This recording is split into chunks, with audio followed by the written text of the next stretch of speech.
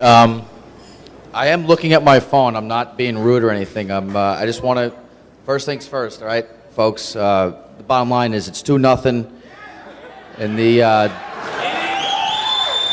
bottom of the seventh inning. The Tigers are beating the Yankees.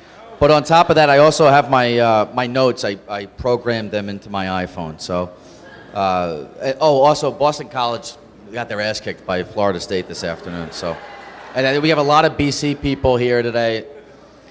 Tom Rosati and I right now, we're the last ones standing. I don't know where Tom is, but out of the McDonald boys and the Rosatis, we're the only ones that are not either engaged or married right now. And we're going to take this moment to announce that Tom and I are we're going to travel up to New England next week and get our civil union on. So, but look, the reason why that's not happening is A, I'm not gay, and if I was, no offense to Tom, but he wouldn't be my type. So,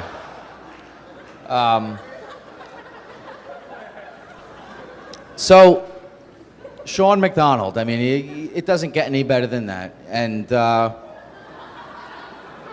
fortunate because I have two brothers. One of them standing right with me right here, and Sean is the other one. And,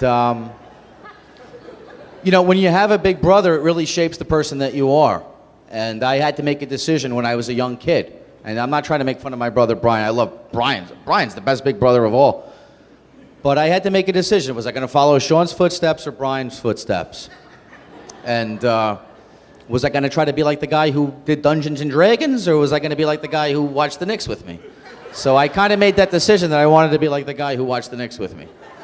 From the get-go, from as soon as I got out of the crib, I idolized Sean. I always wanted to be like him. I thought he was the cat's pajamas. And, it's been crazy. We really did have a wonderful childhood, without a doubt. It's just been a lot of fun. I got to remind myself that I'm out of childhood now. I'm not a kid. I'm 31 years old, but that's just the way it goes. Sean, as you've heard from so many people speaking last night, you name a good quality, I won't even name one. You name it, he has it, without a doubt. And the thing that people keep coming back to is the fact that the guy's smart. Sean's smart. He's so smart. He went to Wesleyan. He got this on his SATs. Blah, blah, blah, blah, blah. When people keep telling him that he's smart, well, look, the bottom line is that, I hate to say it, but the guy's really a nerd trapped in a cool guy's body. He's a geek. But he's a cool geek. And he might dress like a bum, and I'm not going to get into that. I mean, I had my father telling me, once I hit puberty, and I was like 17 years old? My dad was always like, Mike, why does your brother dress like this? Tell him to shave. Tell him to go, put on some clothes. And just a real quick story. Sean, when he was probably a sophomore in college, he played on the basketball team at Wesleyan. And they were on a road game. They had a road game. They were playing some other ritzy school in New England. And Sean, he hadn't had a haircut in a long time, hadn't shaved, whatever. And the fans, I think it was at Hamilton College, and these kids, they saw Sean, yo, Fleabag, yo, put in Fleabag, man, we going to see Fleabag. And eventually, they didn't put Fleabag in until about 45 seconds left. One of the things that Sean has that I love, but it also drives me crazy is, and he takes this from my father's side of the family, because my aunt, my nanny, she passed away a couple years ago, and we all know that she's here with us right now, and my father's grandmother, they were very affectionate, and they would pet you, they would talk. My brother, when he's around me, he will imitate my grandmother, and he'll he's a poor little fella, yeah.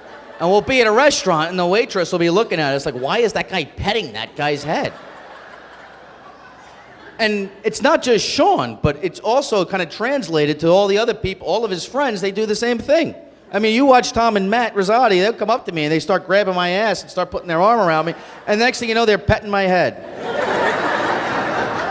But the bottom line is, Sean is literally, you know, you can't get any better as a big brother. You know, you choose a lot of roles in your life. You choose to be a husband and who you're going to marry, whether you're going to be a student, whatever it is.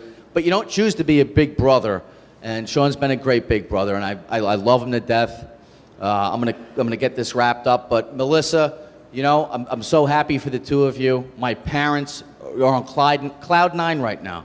I mean, when I walked down I got up at 2 o'clock this afternoon, but I'm seeing my father, and he's eating his ham sandwich, and he's singing "That's What Friends Are For," looking at the what is it? What the video thing from last night? I'm like, Dad, we watched that last night, and he's like dancing.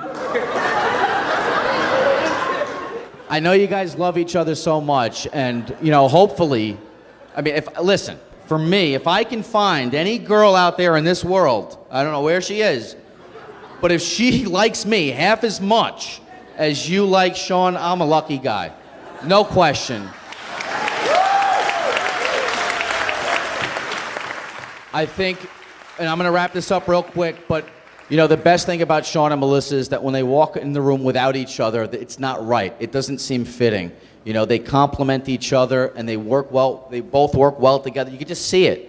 And, you know, that's really what it's all about. We all love you guys. We're so proud and happy for you. And I guess I got to give a toast, right? So put your glasses up. Let's go. And that's it. Thank you.